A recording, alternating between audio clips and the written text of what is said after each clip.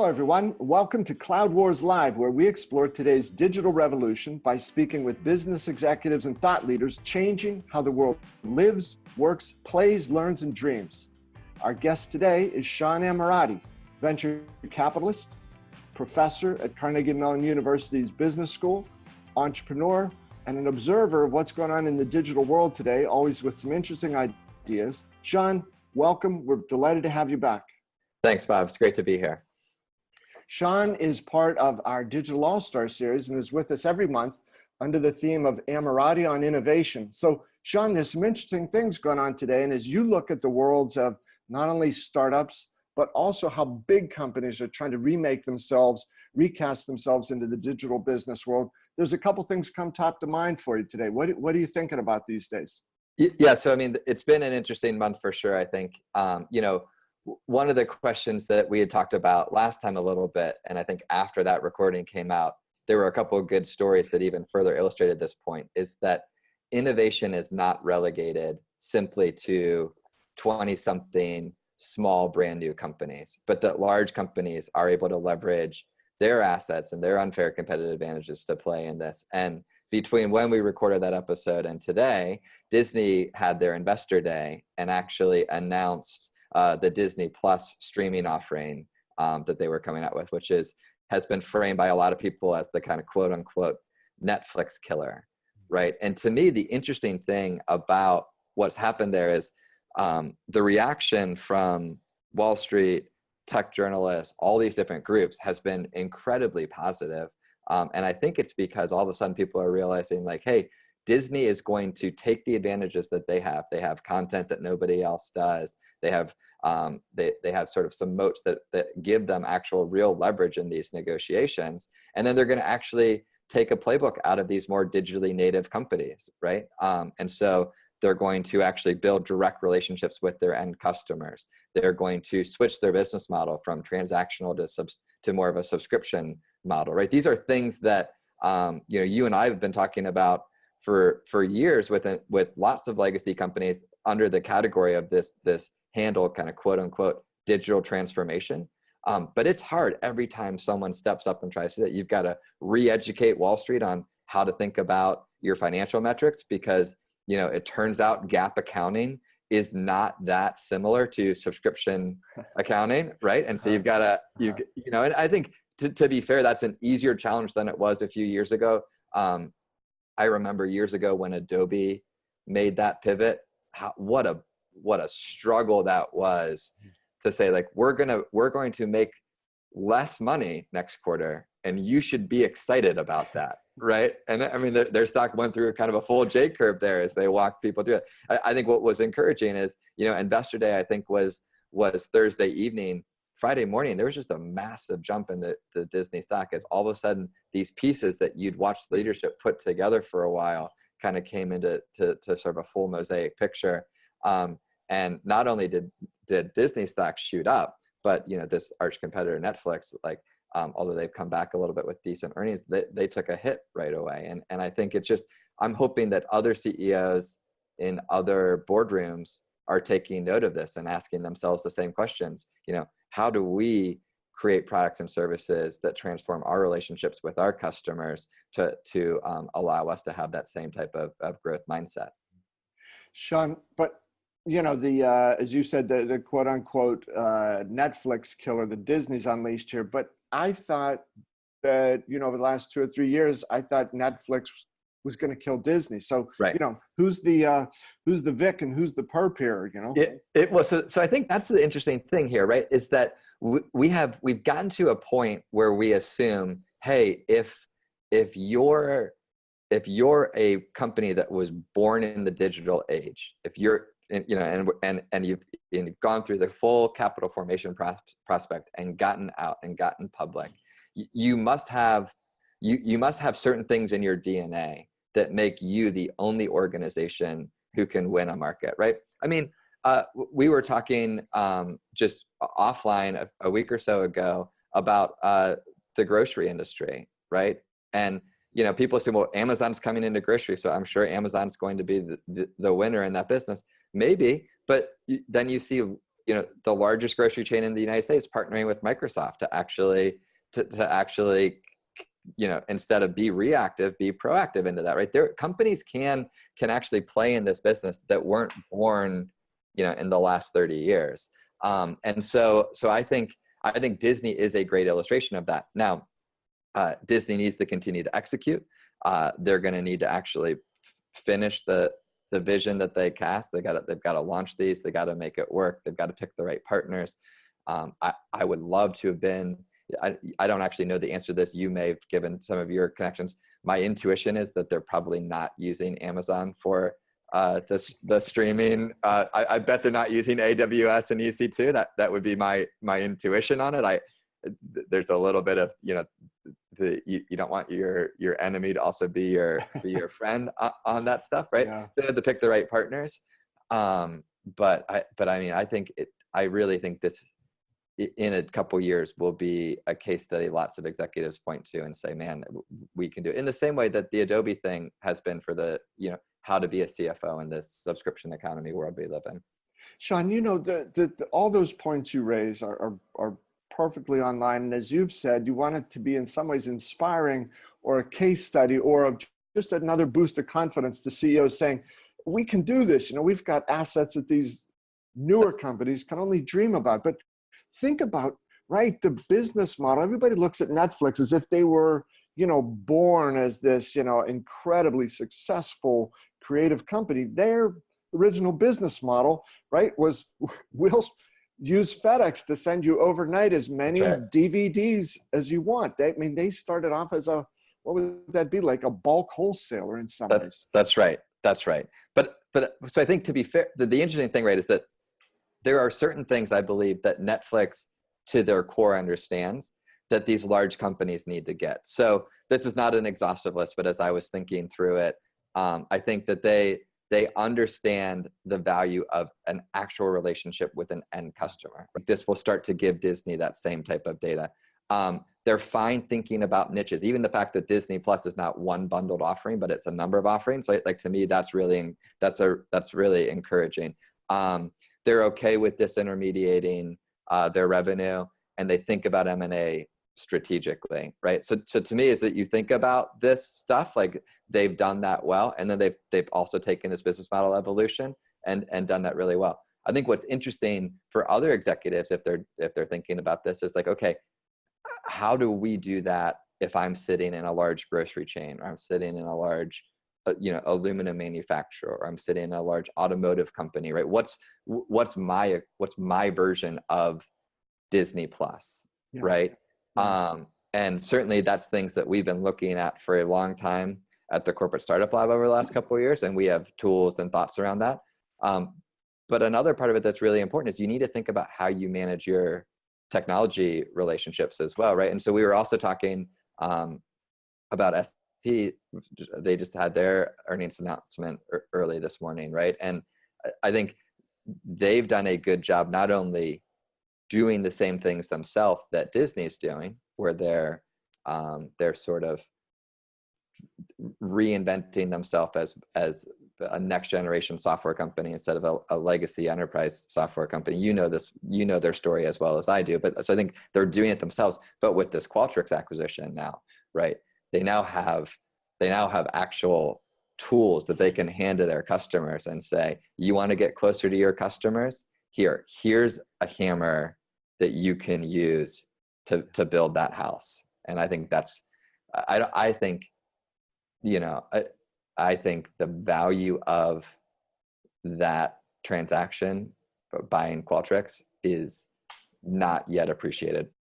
Sean, I think that's right on the mark, right? Because I always think it's so interesting, of all the big software companies or big tech companies that would have had the vision, and I think in some ways the guts to pay $8 billion for Qualtrics. What's so interesting is that of all of them, it was SAP, right? The prototypical company, if you think about where they came from, of, order, precision, internally oriented, the software runs everything, right? And so they not only brought a new capability into the company, they're changing the culture of their company, they're changing the vision, they're changing the market's perception of who they are. But what I think is fascinating, in some ways, I don't know that this has been articulated specifically too much, but part of the vision or the aspiration of the enterprise software business for a long time was to take all these different point solutions and combine them into a 360 thing. If SAP pulls this off right, they've done that. They've connected supply chain and demand chain in ways nobody else has ever touched. That's exactly right. So I think that gives them an amazing runway, right? I mean, that's a platform that's legacy defining for the executive suite there. To your point, if they pull it off, and you know, M&A is hard. So and this was a big one, and the larger they are, the harder it is to. So I'm not trying to be Pollyannish here. Like it's going to be there. I am sure there are days ahead that are going to be a lot of work for that C-suite. But if they could pull that off, that gets really exciting. I think the other part of it though, man, if I was them, the thing I'd start thinking about next is how do I also start giving my clients the frameworks, given all these tools, to do what Disney's doing. If like when you think if you think about this sort of moonshot digital transformation, and an enterprise software company is part of the stack of what comes up in that, that's sort of the equivalent of like the software with the line through it. As an outsider look at the pieces, like, man, they've got a path to doing that. I would love to see them flesh that out, because that could be, first of all, I think the world needs it. Like we talked about this last time, the world needs these legacy companies to continue to innovate. We can't relegate innovation to a subset of the economy and a subset of society. Like that is incredibly, incredibly dangerous along lots of levels. So independent of what's good for SAP stock and all that stuff, which obviously they're good German executives, I'm sure they're very concerned about that, as they should be. Independent of all of that though, as a professor sitting in wear my professor hat, not my venture capital hat for a moment, just for society, somebody needs to do that. It feels like they're putting the pieces together. And if they position it the right way, that could be magical, absolutely magical. Yeah, Sean, I couldn't agree with you more on that. I think that innovation needs to be everywhere. It needs to be something that no company leader feels like, well, that's beyond what I can do. And here's a couple examples. I think I saw Goodyear Tire and Rubber, invented 1898, and they've been working with Microsoft on some new things. Hearing their CIO talk about it, she talks a lot about, yes, the word tire is in our name, and it's certainly been a part of who we've been and who we are. But she said, we're also imagining a world beyond tires, when the connection to the world is not our tires connecting cars to the road, but all those things that go around it. And one of the other points that she made that I thought was very powerful is she said, it's easy to say, for a company to say, we have to put the customer at the center of everything we do. I think that's an incredibly important thing to say, and she clearly does too. But then how then do you do that? And so she said, we have to give not just salespeople or marketing or customer service, we have to give every single person in the company the ability for them to see and position and enhance that customer experience, putting them at the center of it. And that's, I think, one of the key things that these executives you talk about in big companies, mid-sized companies, have to be able to grasp. That's right. And language matters, right? So even her acknowledging and then attacking that, hey, tires in our name matters. A group that I do a lot of work with here, Bosch, they renamed their automotive division, which is their largest division, their mobility division, right? And on some level, that's just like, you can argue that's just semantics and whatever, but I think there's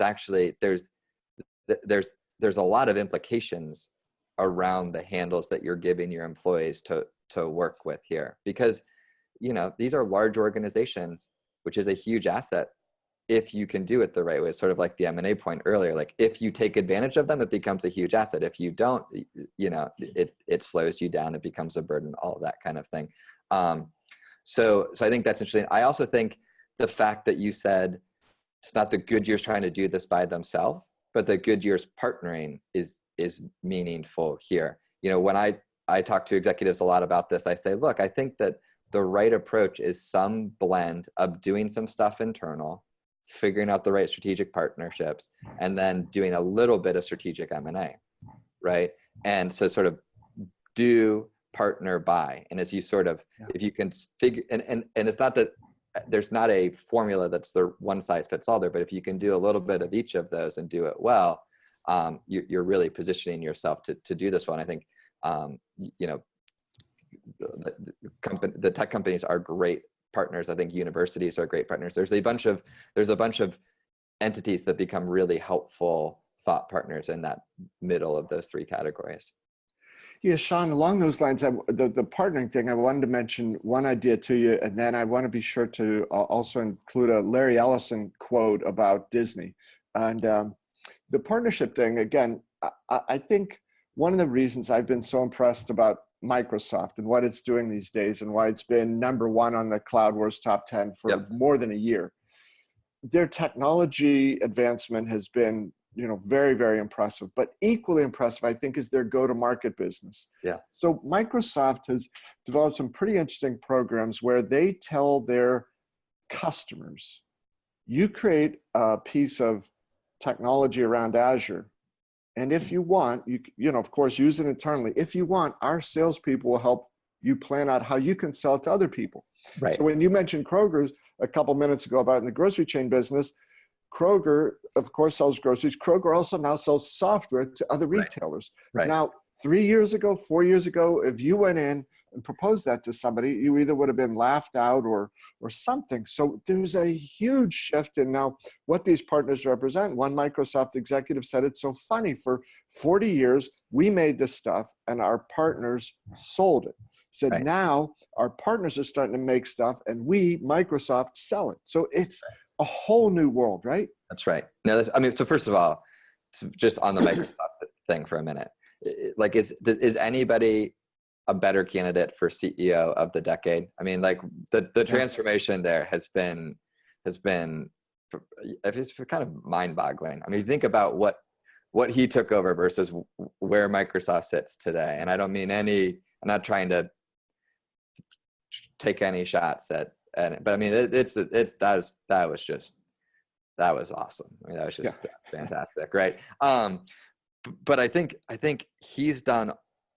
My sense is, and again, you spend more time with these tech execs than I do, but from the outside looking in, it feels like he's changed the culture internally. He's changed their approach to how they think about partnering, and then, I mean, the LinkedIn acquisition was brilliant. I mean, just absolutely brilliant. And because LinkedIn is LinkedIn, it's the most public disclosure I've ever seen on exactly how brilliant it really was. I mean, anybody with a little bit of IQ can go back and read the disclosure from LinkedIn and actually figure out not just what Microsoft is in that, but you can see other ones who you know, oh, well, that's what Salesforce was doing. And I mean, it was a great move by those guys, right? And I've got to imagine when you fast forward, right, the combination of having the built-in professional network that they do, plus this partner first mentality, I think they are going to flip a lot of these businesses on their head to go ahead and actually come in and say, like, let's help you with this transformation. I would heartily endorse that, you know, your notion about Satya Nadella and the job he's done. But if you think about it too, right, but to say, oh, well, you know, what he did was obvious. No, it wasn't, because I think if you looked at Microsoft before him, they would have fallen into exactly the type of category of some of these big troubled, you know, legacy companies from other industries. They were struggling, sort of swarming, you know, where do I go? How do I go? Trying to do the same things they used to do a little bit better, a little bit cheaper, instead of reorienting themselves and repackaging this. And I guess in some ways what I find so exciting and interesting about your point with Disney and how they took all of those extraordinary assets they had was the Larry Ellison quote I wanted to mention to you. So in you know, one of the books about him, there's an anecdote in there that a fairly high-level executive at Oracle had left and gone to work at Yahoo, and he ran into Larry somewhere and he said, So this guy's at Yahoo, 10 years ago and 12 years ago. And he says, oh, hey, Larry, I'd love to get your advice. Disney called us up and said they want to talk to us at Yahoo about doing something together. What do you think? And Larry says, what do I think? Let's see. Disney's one of the best known brands in the world. Their theme parks are incredible. Their movies are great. They got this and this, the biggest content library in the world, blah, blah, blah, blah, blah. That's what Disney has. Yahoo has free email. So, said, has the world gone crazy? So, part of his notion was that these big companies, because they're not always the shiny new object, we tend to think of like, they're done, they're over the hill, they're this or that. And I think very much the case at Microsoft was Nadella came in and said, we've got a lot of fantastic raw material here. We just haven't put it together in the right ways. And then aspirationally, maybe we've lost a little bit of our nerve. We got to get out and not just talk about being lead, we got to lead. Yeah. I remember this was probably 10 years ago. You were at Information Week at the time, who helped put on the Web 2.0 summit every year. And I remember being at the bar at the W after like the first night of the Web 2.0 summit. And I ended up sitting down and hanging out with 4 Microsoft executives who were all like super, you could tell, like really smart, really talented people. But like by the second drink in, I just said to them, hey guys, like, and I meant this, like, one of 3 of them, I think took it well, one took it a little insulting, but we were having a good time in my mind. I was like, I got to ask you, like, why do you work at Microsoft? You seem really smart, really talented. Like, there's a lot of interesting companies out there. Like, what keeps you at a place like Microsoft? And it was interesting, as smart as these guys were, like, they really, really struggled to articulate a reason that they were excited to go to work every day for Microsoft, right? I was recently at a different sort of tech gathering, and I was with a couple of Microsoft guys, and I was thinking about that thing. These guys were like buzzing about how exciting it, like, you didn't need to prompt them. Like, they couldn't wait to tell you about how Microsoft was taking this technology and applying it to the enterprise, and taking that technology. The culture shift there is just noticeable from the outside looking in.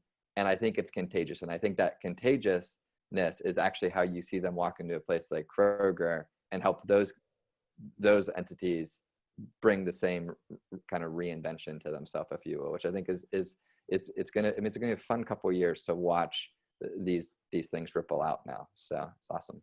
Sean, if I could maybe close with a thought here, exactly along those lines. Bill and I did an interview a few weeks ago with an executive from Guardian Life Insurance Company, founded in 1860. It's executive VP, chief of operations, and CIO. And he described how he's tried to create a culture of innovation within the company. So they do these things that involve Shark Tanks and other stuff. But he said a recent one focused broadly on how can we make the customer experience better.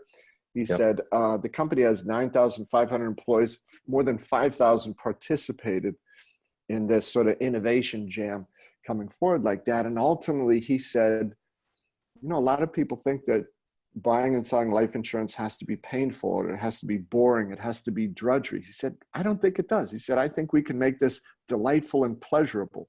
Yep. When you got executives at companies that are, were founded before the Civil War, who are willing to think that way. And he talked about the type of talent they're able to bring in now that their mindset is shifted. Yep. It's not about what we've done in the past. It's about where the customers are going in the future. All things are possible. Yeah. I mean, just to sort of wrap on that with you for a moment as we sort of wrap this up. The thing I think that's powerful about what you just said is, look, because of what I do at CMU, I do quite a bit of like the rubber chicken circuit, like, hey, we want to, please come talk to our team about being more innovative. And I've seen lots of different approaches to these general initiatives, right? For what it's worth, I'm personally very skeptical of the Shark Tank like things, and maybe it worked well for them, but in general, I feel like that's dangerously copying the wrong things from startups.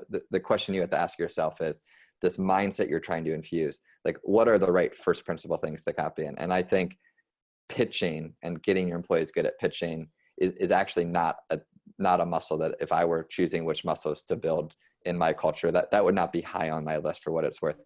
On the other hand, being customer centric, like you're talking about, is the first muscle that I would build in these organizations. And I think what's great is when execs have the fortitude to experiment with a lot of these different things and actually see what works in their culture and actually copy the right things, like being customer centric, that kind of stuff. Like the easy ones to pick on are like when they go, tour Silicon Valley for a week and like come back and they're like, hey, we'll put a ping pong table in the corner over there. And then we'll be just like Google, that's the extreme example of copying the wrong thing. I think the Shark Tank style pitches aren't great, but man, if you can change and make your organization customer centric like that, you really do open up some opportunities for real transformation there, which is super exciting. It's cool to see a company like a life insurance company actually fleshing that out. So Sean, the final thought, tying SAP back into this, I believe that one of the other things that will come out of the Qualtrics acquisition as they connect that supply chain and demand chain, as Bill McDermott says, the X's and O's, I think it's going to finally obliterate what I think is one of the biggest obstacles to this type of transformation that you are encouraging companies to, and that is these notions of front office and back office. Yes. I think that is killer, deadly, devastatingly bad language. That's right. I couldn't agree more. I think that's right. I mean, you're better with words than me, but it feels like that's right. But SAP is still figuring out the right narrative to articulate that. Like, not that they don't know the strategy, but the narrative around that strategy, right? But man, like as people grasp that and run with that, it's going to be really exciting to see how that transforms these industries, which is awesome. Well, Sean, thank you. This is great as always. Your perspectives are fresh. They're optimistic and they're enthusiastic about what has to happen. But I think also, the other side of it is talk goes only so far. At some point, people have to crank that into action. They got to have the courage and the will and the fortitude to get out and get after this. So thanks so much. This is terrific. Thank you, Bob. This is great. And thanks all of you folks for tuning in. Sean will be back with us next month for another episode of Ammirati on Innovation. Thanks for joining us here on Cloud Wars Live. We'll look forward to seeing you next time.